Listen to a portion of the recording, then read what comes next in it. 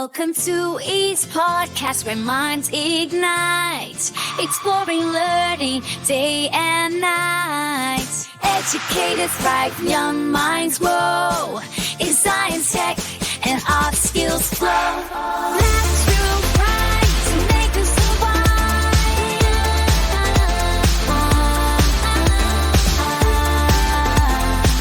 Ease opening minds, the future strive.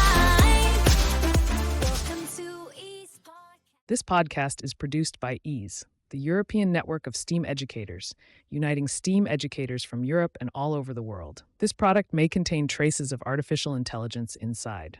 Join us and find a handful of educational resources at easeeducators.com. Good evening, and welcome to the 18th chapter of the EASE podcast. Today we're pleased to have Andrew Schubert from Urban Maker in Australia sharing his work on bridging the STEAM gap for those with autism. Andrew's journey started through his personal experience as a parent of an autistic child facing challenges in a mainstream public school. This inspired him to create STEAM Labs, an after-school STEAM learning club tailored for children on the autism spectrum. Over the past year, this free community program has grown to serve the wider autism community in his regional city. Supported by volunteers, local library makerspaces, and business sponsors, STEAM Labs offers a sensory-safe, inclusive space. Volunteers often have direct experience with autism, either professionally or through family and friends, ensuring a consistent and empathetic environment. The program centers on hands-on, project-based learning with a flexible curriculum adapted to each participant's needs. Projects include applying design thinking, sketching ideas, creating CAD models for 3D printing, and using laser cutters for etching and cutting. Skill development is tracked through progression from basic to advanced levels, focusing on practical, industry-relevant abilities. Soft skills such as communication, collaboration, persistence, and confidence are also key focuses. Facilitators observe growth through group interactions, often witnessing participants open up early on. To support skill tracking, STEAM Labs plans to introduce skill trees, motivating pathways that map growth from beginner to advanced levels in areas like 3D printing or laser operation. Looking ahead, STEAM Labs aims to support long-term educational and career outcomes by partnering with a local disability employment service. Participants close to employment age will receive certificates, project-based resumes, and employment reports to highlight their strengths for future employers. There are also plans to collaborate with vocational colleges to develop recognized industry qualifications. Andrew's work highlights how community-driven efforts can close STEAM gaps for autistic learners with limited resources, using creativity and volunteer leadership to build meaningful opportunities. Let's give a closer look and learn more about Andrew's insights on this impactful model that proves small, dedicated initiatives can make a big difference. Let's go.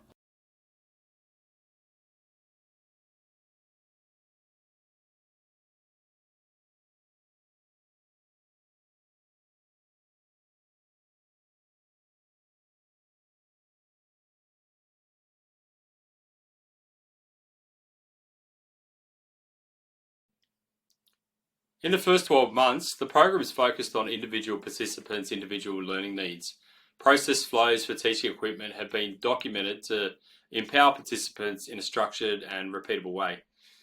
Hard skill metrics effectiveness is primarily measured through project-based activities that demonstrate progression from basic through to intermediate to advanced competency. And this includes project-based activities such as downloading, configuring, and 3D printing a CAD model from the internet, the likes of Thingiverse or Printables, importing images, creating designs in Lightburn, and completing etch-cut tasks using the laser machines. Applying design thinking to generate a solution and sketching it out on a paper, so getting them with a pencil or a pen and getting a little bit of artistic flair sort of happening. And completing simple project-based activities that pretty much combine these kind of skills. For soft skills, it's observation, and we observe development of communication, collaboration, and problem-solving abilities, and it's monitored through group activities and peer-to-peer interactions. Facilitators track participant engagement, persistence, and confidence over time, and we do often see, from day one, that and opening up because of the safe and inclusive space that we run. We're looking to introduce skills trees, which are essentially going from basic to intermediate to advanced level skills based around a particular function. It could be 3D printing, it could be sensor laser or sewing or something. But essentially, we want to make it kind of like low cognitive and essentially maybe like 3 swim lanes that they can bop left or right through, and at the top of it they could essentially it could be incentivized to achieve a little prize at the end of it to give them a goal to strive for.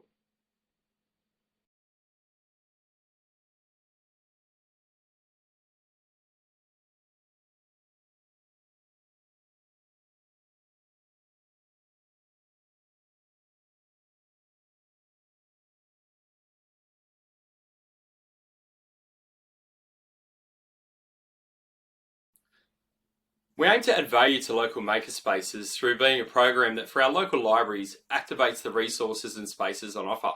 This reduces costs to running the program, and the local library embraces us due to being a free program that consumes just 2 hours of the space per week and not a great deal of resources.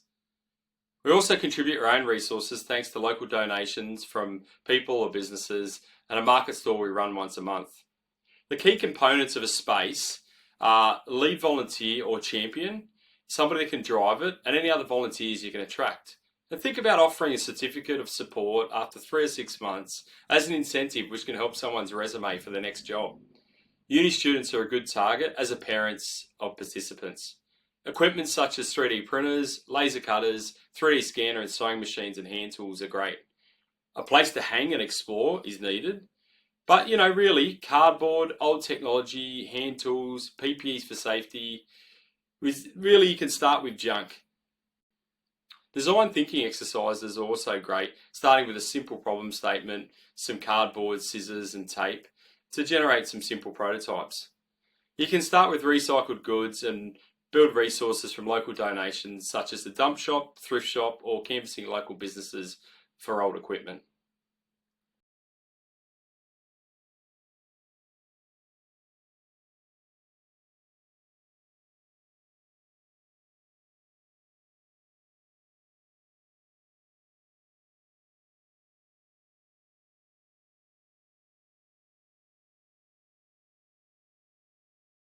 Skills are learnt pretty much on the job from other volunteers and participants, and we run dedicated sessions on equipment around once a month for all to learn and revise.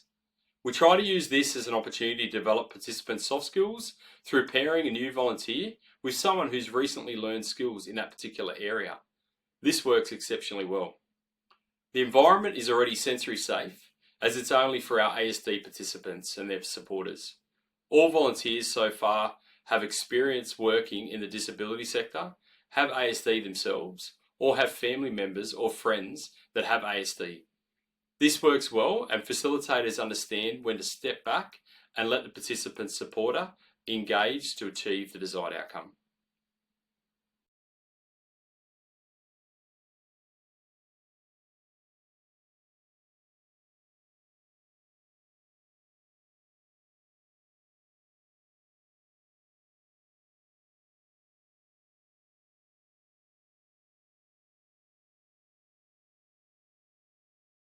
We're starting to explore linking with an educational provider such as the local vocation education training college to understand what it takes to introduce a certificate level qualification.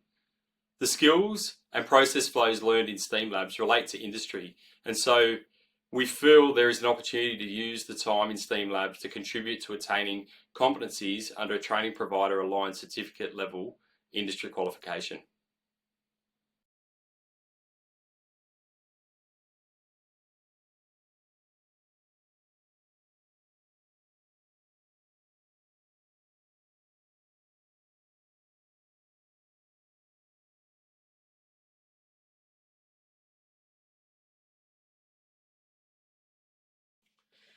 At the moment, the program's run with a very flexible curriculum, more experience building based, as it's a way for participants and their families to learn what skills areas resonate to assist in identifying those areas to focus learning effort on.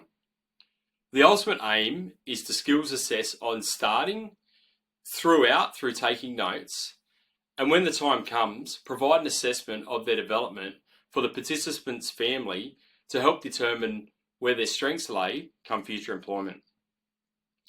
We're currently having discussions with a local disability employment service to design an off-ramping process where a participant nearing employment age attains a certificate, a resume insert highlighting the project's skills and experience, which helps them talk through the projects and skills learned to help sell themselves in the interview. And with this, an employment pathway report to help inform job finding companies on the industry strength areas to align with job prospects. Welcome to Ease Podcast, where minds ignite, exploring learning day and night. Educators thrive, young minds grow, in science, tech, and art skills flow. Natural pride to make us survive.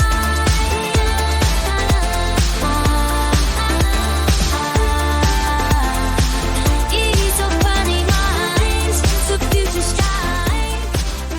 Welcome to Ease Podcast. This podcast is produced by EASE, the European network of STEAM educators, uniting STEAM educators from Europe and all over the world. This product may contain traces of artificial intelligence inside.